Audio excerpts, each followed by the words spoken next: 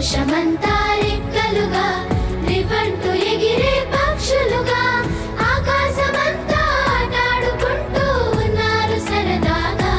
ఒకరేమో సీను ఒకరేమో జున్ను కలిసారే ప్రాణంగా కురిసారే వర్షంగా. పాటేమో సీను ఆటేమో జున్ను ఒకటై ఎదిగారే మధుర